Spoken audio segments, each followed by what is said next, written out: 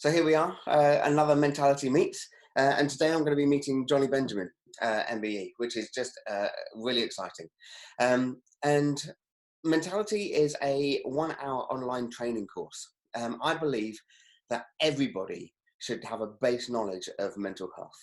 It's so important, especially in these times, to begin to understand and explore what is my normal level of weird and how do I begin to notice when things are changing and where do I go and get the help and support. If you would like to know more information about Mentality, please go and have a look, www.mentality.com. So we're about to start with Mentality, so I should probably welcome some people to the room. Jonny Benjamin, are you there? Yes, I'm here. Welcome, yes. Jonny Benjamin. Thank you so much for joining us. So, Jonny, it's going to take a little while as we admit lots of people. So while I'm clicking more and more people into the chat, do you mind just doing a little bit of an introduction as to who you are? And yeah, just why have I chosen you to, to come on here? No idea. I don't know. Cool. So yeah, so I'm Jonny. I am a mental health activist. I'm currently trying to figure out, all I can see is myself on the screen, and I want to see you, Peter. Jonny, at the top of your screen, oh yeah, got it. you should see speaker view, and then if you click that, it should turn to gallery view or gallery view to speaker view, and then you should be able to see everybody. Yeah, I can see everyone. So I'm a mental health activist and filmmaker and blogger and public speaker as well, part of the Speakers Collective. So Yes, brilliant. Let's do a quick shout out to Speakers Collective. So Speakers Collective is a group of individuals who all have lived experience of mental health illnesses and are advocates of mental health and the recovery from mental health illnesses. And I joined Speakers Collective from a mental health training perspective rather than a lived experience perspective back in the summer, I think, last year. And they're just a fantastic group of people, aren't they? You obviously being one of them.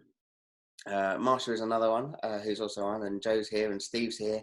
And if I carry on with that, I'll forget and miss people, so I'm going to stop. Danny's also here, and yeah. But as we go through this chat, for everyone who's here, just a little bit of self-care, a little bit of guidance. Because of Jonny and I talking about mental health and the current climate that we're in, we have no personal information about you. Okay, so we don't know who you are. We don't know what your circumstance is. We don't know whether you are experiencing mental health illnesses or have, or are currently struggling with your mental health. So please look after yourselves if anything of what we're talking about is triggering. Okay. Some places to get some help and support if you really need to get help and support.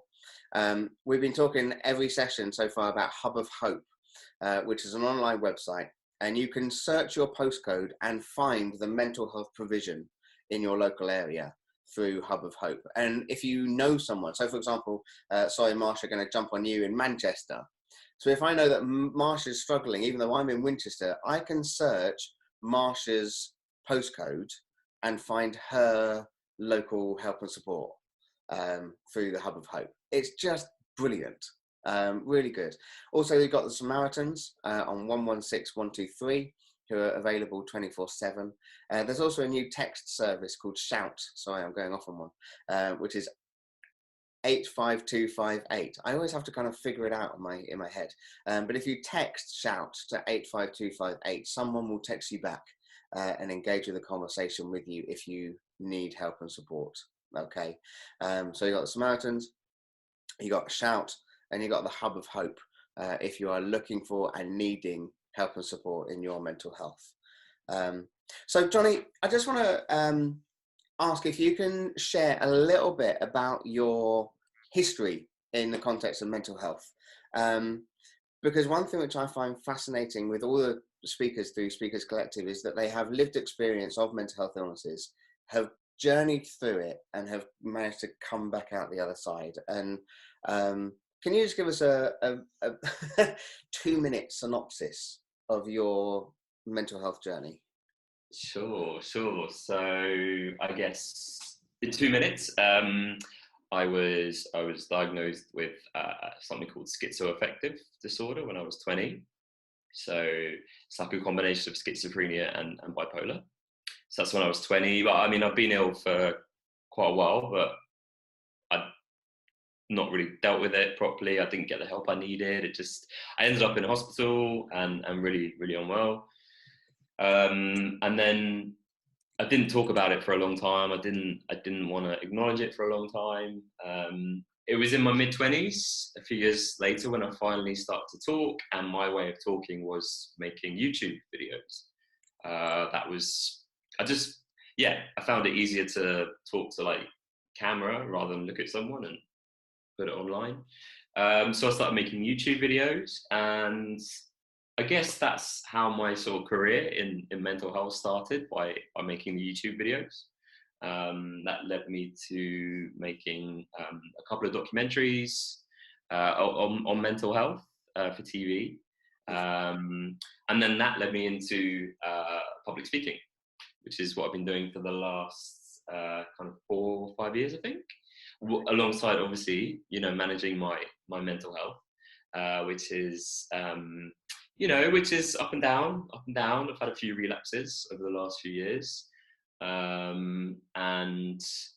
But I think the thing that keeps me going is the work I do. My work is particularly focused on young people. I just think if I'd have got something when I was at school, I didn't get anything when I was at school or university. Yeah. And I think if I'd have got stuff when I was at school, college, university, I think it would have made a big difference. So yeah, that's now my kind of biggest focus is around, young people, education, while also obviously trying to continue to manage my own mental health, which is, especially at the moment, which is, constant, well, I don't want to say challenge. Well, yeah, it's I suppose challenge. I don't know. It's a challenge. Yeah. So I was with you at the launch of your charity, Beyond Shame Beyond Stigma, focusing on young people's mental health. And you had a couple of guys who just spoke amazingly about their mental health journey and the recovery process that they are on. And it's one thing that you and I were talking about before, about the concern of young people's mental health in this current place. Yes, we are very much talking about adult mental health and looking after ourselves and being kind to ourselves. But it's about how do we get that message across to our young people? So in essence, yes, our kids, if we have kids, or our nephews and nieces, but just how do we get that message out there? Have you got any kind of thoughts? Well, I think the most important thing is to really talk to them about the kind of situation, and not just the fact, well, you're going to be off school for a few months, but, really try and talk to them about it and kind of see if they've got any fears or concerns or worries. I think, so I've got 2 nieces, and I know my my oldest niece at the moment is kind of flicking between like her phone or my brother's phone on house party, going to TikTok, going to and I'm worried about kind of sort of overload for her, and I want to do some like mindfulness with her, some kind of like relaxation with her, some downtime with her, because I know that my niece, she's been off school for a couple of weeks now. Is it just a week? So it's been 1 week full, and then today is the beginning of the second week. My wife and I were very tempted to open up a bottle of Prosecco on Friday to celebrate that we'd managed to get through the first week. But then we thought, we don't know how many weeks this is going to go on for, and we could be going for weeks. So we thought, let's hold off and allow celebrate maybe at the end of each month, well, at the end of the week.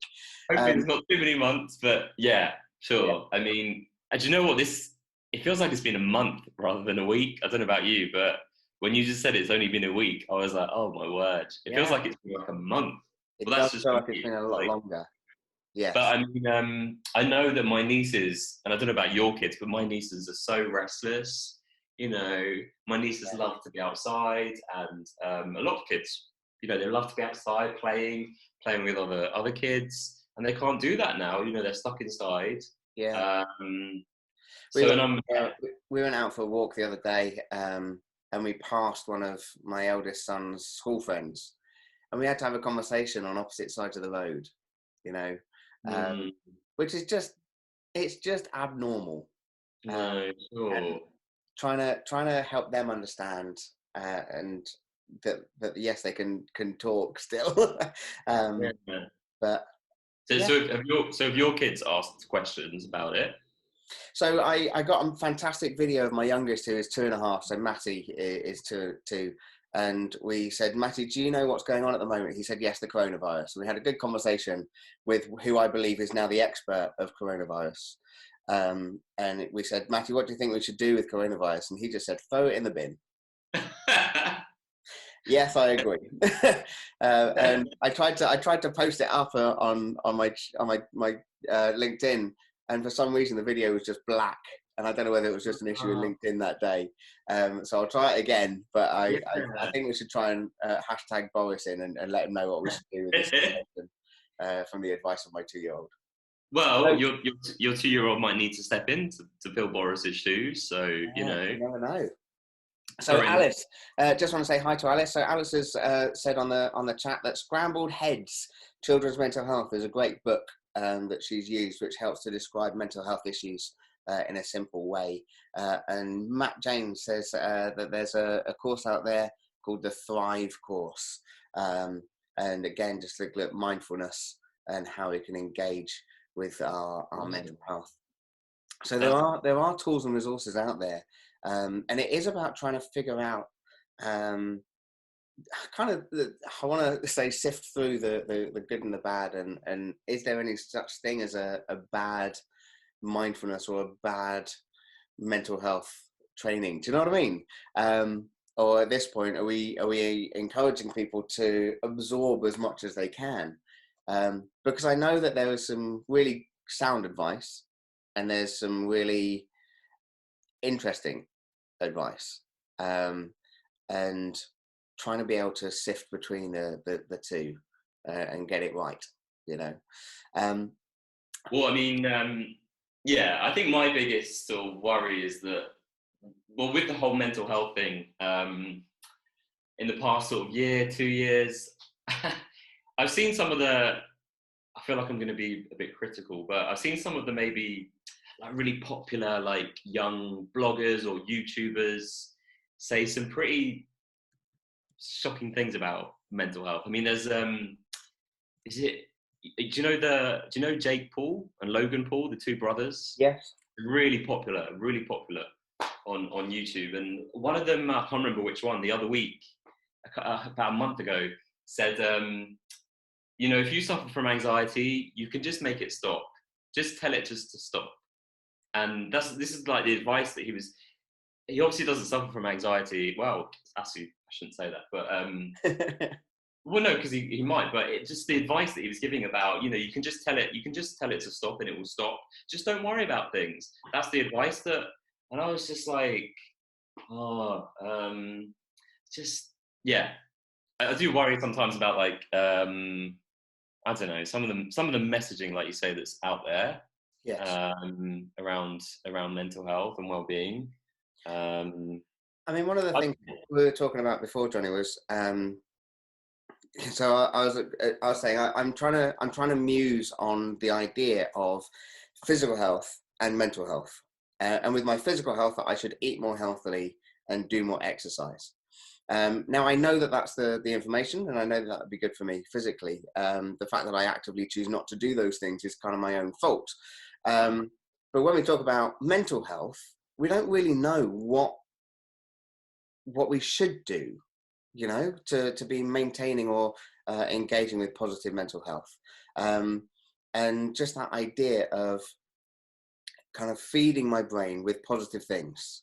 And if you've never come across it, can I really encourage you to look at actionforhappiness.org, and the Great Dream or the 10 keys to happy living. And this is about purposefully engaging your brain. And so when you go out for that walk, or go out into your garden, or eat your next meal, take a moment, smell it, and engage the smells, engage the sensation, engage your senses, the taste, the sight, the sound. Do you know what I mean? It's purposefully trying to get your brain to feed on good stuff. You know, read podcasts, listen to podcasts, read books, and just engage with kind of positive mental health. Not just Sudoku and things like that, but actively trying to feed my brain with healthy things, with good things. And then that whole exercise your brain. For me, there's a great phrase with the common cold of catch it, kill it, bin it. You know, so and obviously kind of sneezing into your elbow and stuff like that. But with every negative thought that we have, is there acknowledgement of actually I'm entering into this pattern of thinking? How do I begin to catch it, kill it, bin it, and replace it with a more positive way of thinking? And this is very easy to talk about in the context of mental health training, and this is some great information. And I want to ask, does it work? Is there, because you were saying about kind of anxiety, just make it stop. But is there a part in beginning to acknowledge the patterns of thinking, so as you can begin to explore a positive recovery route quicker? Can I just say, because, well, no, just something, along these lines, something this morning. So I had a really weird, I had a weird night in terms of my dreams. Like, they were really like weird and vivid. And I woke up do you ever have that? Sometimes I have it. Maybe I don't know, my medication, maybe. No, I have it. Boy. Okay. And I just had one of those nights, really messed up dreams. So I woke up this morning and I felt really like, weird. I felt weird and I felt not great. And someone said to me recently about taking cold showers, or having like really freezing cold baths. And this morning, I didn't have a complete freezing cold shower because I couldn't face it, but I did like put the freezing cold shower over my head, and for about a minute, and it was cold, obviously. But I tell you what, it was weird. It was like it reset. I don't know. I've never had that before, and I'm gonna have more. I'm gonna try more. But it was kind of like it reset my my brain, my mind. Yeah. I don't know. It was. I don't know. Try it. It was interesting. It was useful. Everyone in the morning, when you have your shower, you need to whack it onto freezing cold and give it a go. Let us know your thoughts. Let us know if it works, and we'll go from there. Sorry, I didn't really answer your original question, but I mean, for me, do you know, I've done a lot of things over the years, like CBT, cognitive behavioral therapy, which is all about changing those thoughts, those thought patterns. Done a lot of like mindfulness of thoughts, which is really useful. And for me, it's been about picking up different tools over the years, and sort of carrying them with me. So, but it needs constant work. I think something that I've realized is like in the very beginning of this whole journey, I was like, I'm going to do one session of CBT and I'm going to be fixed. I really thought, but now I realize that it's a constant lifelong thing you have to work on and practice. And but that's the way it is. I have to do my mindfulness every day, otherwise my head just goes out of control. And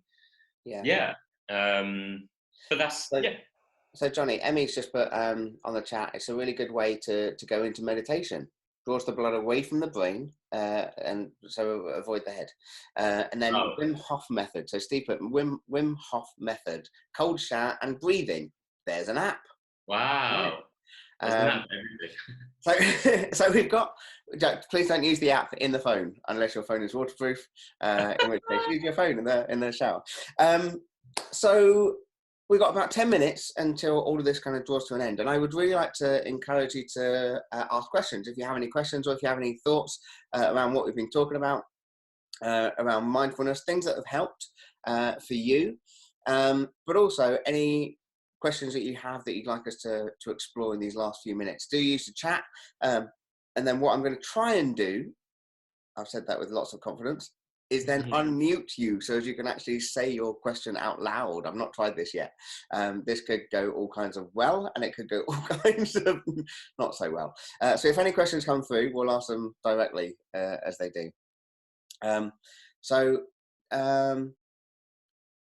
Great question coming from Joe. Joe's iPhone, and it's all about as a teacher trying to support young people remotely. Joe, give us a little bit of an explanation around your question. Hi, I actually know Jonny because I've met him up in London, and I'm Isla's teacher. Hi, Jonny. Oh, how do I support my 20 kids in all of this when I can't see them anymore? That's a great question. It's a great question. And Jonny, any thoughts? I mean, are they online? Are they? I know it's not the same. But are they online? Most of them, yeah. I could get in contact with them.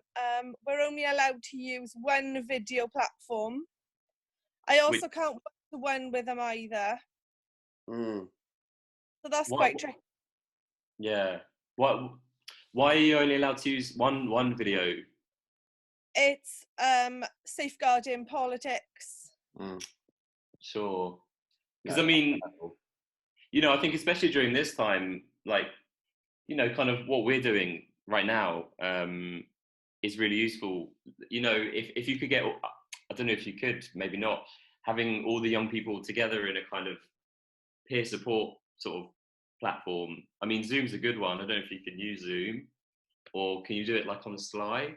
I think it's so useful having, I've done a few of them, you've done a few of them, Peter, like as part of the Speakers Collective, like, having everyone just there, just sharing, listening to each other. I don't know if you could, Joe, get everyone. It's a really difficult one around the whole safeguarding side of things, and I totally understand from the context of youth work. The biggest concern is when you are using multiple platforms to engage with young people, and at the risk of kind of getting a bit too gnarly, it comes down to the grooming aspect of engaging with young people outside of a format like that. What we've got going on with my kids, so my eldest is homeschooling, who's just 7, but some of the other mums are doing lessons. And if you can contact a kind of the parents group and be invited to a session, I don't know whether that's kind of finding a loophole, but then you are on a chat with all the parents as well, and the kids in that class setting, so as it's not a different one. But I am quite cautious about encouraging away from the guidance of the school and the safeguarding side of things. It's a really tough one, isn't it, Jonny? It's tough. Like I said, peer support at this time is really important. So, and especially in this sort of this sort of website app, Zoom, where you can just, and it can be controlled, Peter, you're controlling it, so Joe could control it with her young people, muting them. Team set up. So I've set up teams. We've got set times where we all get together and chat, and outside they've set up their own WhatsApp group. Oh, amazing. That's amazing. As tutors, we're monitoring the team chat, and we've got set video times, and I'm constantly winging them loads of positive stuff. I've got them all to sign up for different free courses. One of them is actually learning sign language at home. That's amazing. Qualification. Great idea, Joe. A lot of things happening, but it's just, obviously it is having to be on a really steep learning curve, and worrying for the ones who are extra vulnerable as well. that maybe rely on a bit more one-to-one. Yeah. So another question coming in. So Jonny, quick yes or no. Is Jonny writing another book? Asks Steve. Yes, I am. I am currently sort of trying to finish it off at the moment. I don't know about anyone else, but I'm finding I'm sort of procrastinating a lot. I have got lots to do. During this time off, I've got lots to do. I've got loads to get on with, but I keep sort of procrastinating. I don't know if maybe it's just me, but during this like last week of lockdown, I've been like, well, I know I need to do this, but I'm gonna go and clean the bathroom for like 3 hours. Do you know what I mean? Does anyone else? I don't know. So I've never got to the cleaning stage. I've just got to the procrastination stage. Avoiding all things. I feel like I need another clean of the house, even though it's clean. Another question is about eating disorders, and eating disorders in the context of the food and going out and buying food, and sorry, Marsha, I'm going to just quickly unmute you. You've got about 30 seconds. I do apologise, Marsha. It's the obsession of like the woodpecker almost. I'm wanting the chocolate and it not going away because there's, because it's withdrawn basically from us. And to me, it's really triggered my eating at the minute. I don't know if it's the same sort of thing with a lot of you. Yes. Can't have it. Yes. Yeah. All the kind of little treat things. Jonny, thoughts? I think whether it's eating, whatever it is, to be honest, I think extra kindness towards yourself during this time is really, really important. For me, I could be eating better. I think I probably could be eating better. I'm having quite a bit of chocolate at the moment and stuff, but it's a difficult time, and I'm being kind to myself, during this period. I think it's really important to be, extra sort of gentle with yourself and not give yourself such a hard time during this period. That's what I'm trying to do, at least. And Ali says, I know exactly what you mean. I've noticed that without other people around, I've no cues to make sure I eat or clean or do work. And that's I think that's so true, Ali. And one thing which I've started doing is just putting a timer on, and setting some alarms through the day, just so as I remember to go and have a break. So as I remember to go downstairs and have another glass of water, or have some engagement with those around me. But Jonny, in the context of where you are at the moment, and the fact that you are in your own house, on your own, so there isn't a family kind of downstairs or kids running about, or how are you kind of maintaining your schedule and your positive mental health? Yeah, so at the very beginning, actually, I wasn't doing that very well, but now I have set myself a schedule in terms of like, get up, get dressed, instead of just being on my PJs. Because the temptation is to like, well, I'm not going to see anyone, so, might as well just stay in my PJs and not, have a shower or whatever. But I am kind of, trying to go about my day as if I was going out in the morning in particular, especially. So having a shower, actually wearing, so the past week I've been wearing like clothes that are, I don't know, I'm not that like fond of, because I'm not going to see anyone. But now I'm like, I'm going to wear the nice clothes, because all the clothes I like, even though I'm not seeing anyone in person, I'm still going to sort of make a bit of an effort. And it just makes me feel good. It's all about, I think, trying to make yourself feel good during this time. And so, wearing the nice clothes and doing my hair a little bit. That might sound a bit silly, but it makes you feel a little bit better, I guess. Even though I'm not physically seeing anyone, it's all about how you feel internally. Yes. I was feeling the same. I kind of wanted to do a kind of, dare I ask everyone to stand up and show us what you've actually got on kind of underneath, and I thought that might not be a good idea. Say again. Sorry, say again. I was gonna put a dare out of kind of stand up and show us kind of what trousers you're wearing. But I thought, you want to see mine? No, I don't know. Do I want? What are you wearing? They are. My brother got them from Thailand when he went. Amazing. Do you like them? So I've literally kind of been in slobs for a week now, which is so hey, nice. I like the dungas going on. Ali. So this could work. I don't know. Show us your. So I'm literally kind of really boring. I'm just in kind of your good old sweatpants, you know, and they're jogging trousers. But to be fair, I never do any jogging, so they're just trousers.